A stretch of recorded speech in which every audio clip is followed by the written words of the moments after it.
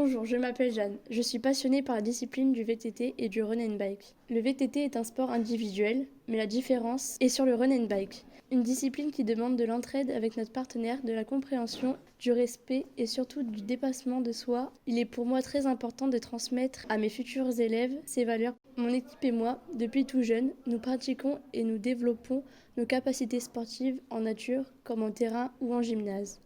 Pour cette raison, notre objectif est de transmettre des compétences et des connaissances dans le domaine des activités physiques et sportives et artistiques. Je m'appelle Mathéo et depuis tout jeune, je m'intéresse énormément aux sports comme le VTT, la course à pied, la randonnée et les sports de montagne comme le ski et le snowboard. Pour moi, il sera très important de transmettre ces apprentissages personnels que j'ai pu acquérir qui sont nécessaires pour développer une bonne évolution sportive.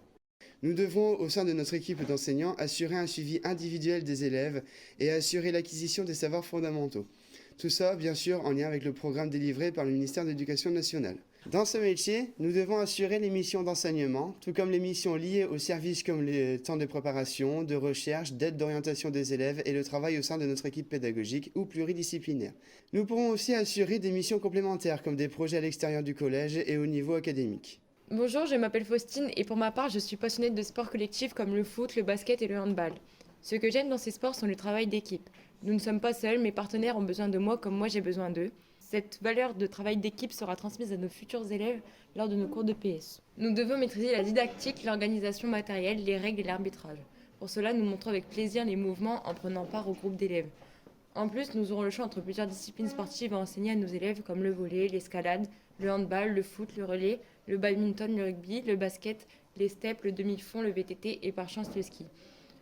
Dans notre quotidien, assurer les conseils en classe n'est pas une option. Nous devons connaître et comprendre les élèves, donc avoir l'avis et les retours des autres enseignants durant les conseils de classe. Nous devons faire preuve de capacité à dialoguer tant avec les élèves qu'avec les parents pour garantir le lien entre élèves, équipe éducative et parents.